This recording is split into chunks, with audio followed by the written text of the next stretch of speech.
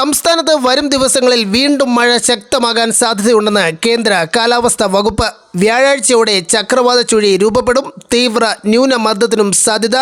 കേരളത്തിൽ ഇടിമിന്നലോടെ മഴ സജീവമാകും. ഡീറ്റെയിലായി നോക്കാം. ഒപ്പം ചൈനയിൽ നിന്നുള്ള കനത്ത പ്രളയത്തിന്റെ ദൃശ്യങ്ങളും വാർത്തയും അറിയാം. ഡീറ്റെയിലായി വിവരങ്ങളെല്ലാം അറിയാം. എല്ലാ ദിവസവും അപ്ഡേറ്റുകൾക്ക് നിങ്ങൾ ഇതുവരെയും ചാനൽ സബ്സ്ക്രൈബ് ചെയ്തിട്ടില്ലെങ്കിൽ ഇപ്പോൾ തന്നെ സബ്സ്ക്രൈബ് ചെയ്ത് ഓൾ എന്ന ബെൽ ഓപ്ഷൻ കൂടി എനേബിൾ ചെയ്യുക. കൂടുതൽ ആളുകൾക്ക് എത്തിച്ചേരാൻ വീഡിയോ ലൈക്ക് ചെയ്ത് കാണാൻ ശ്രദ്ധിക്കണം. ബംഗാൾ ഉൾക്കടലിൽ ന്യൂനമർദ്ദ സാധ്യതയെന്നും തെക്കൻ ആൻഡമാൻ കടലിൽ വ്യാഴാഴ്ചയോടെ ചക്രവാത ചുഴി രൂപപ്പെടുമെന്നും കാലാവസ്ഥാ വകുപ്പ്. നവംബർ 23 ചക്രവാത ചുഴി ന്യൂനമർദ്ദമായും തുടർന്നുള്ള ദിവസങ്ങളിൽ തീവ്ര ന്യൂനമർദ്ദമായും ശക്തി പ്രാപിക്കുമെന്നാണ് അറിയിപ്പ്. ഇത് തമിഴ്നാട് ശ്രീലങ്ക തീരത്തേക്ക് നീങ്ങുമെന്നാണ് പ്രവചനം. കേരളത്തിൽ നിലവിൽ ദുർബലമായിരിക്കുന്ന മഴ നവംബർ 26 ശേഷം വീണ്ടും സജീവമാകാൻ സാധ്യതയുണ്ടെന്ന് കാലാവസ്ഥാ നിരീക്ഷകർ വിലയിരുത്തുന്നു.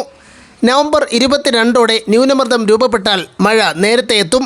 മഞ്ഞ് ചുഴലിക്കാറ്റ് ചൈനയുടെ തെക്കൻ തീരത്ത് വൻ കൊടുങ്കാറ്റിന് കാരണമായി. ഗ്യാങ്ഡോങ്, ഹോങ്കോങ്, ഹൈനാൻ എന്നിവിടങ്ങളിലെ തെരുവുകൾ വെള്ളപ്പൊക്കത്തിലാണ്. അതേസമയം ബൊയ്ഹായ്, ഗ്യാങ്സി എന്നീ പ്രദേശങ്ങളിൽ 1965 ശേഷമുള്ള രണ്ടാമത്തെ ഏറ്റവും ഉയർന്ന വേലിയേറ്റം രേഖപ്പെടുത്തി. പട്ടണങ്ങളിൽ വെള്ളം നിറഞ്ഞ് ജനങ്ങൾ ദുരിതത്തിലായതിൻ്റെ ദൃശ്യങ്ങളാണ് പുറത്തു വന്നത്. അതിശക്തമായ ചുഴലിക്കാറ്റാണ് ആഞ്ഞു വീശിയത്. ചൈനയിൽ കനത്ത മഴയും വെള്ളപ്പൊക്കവും.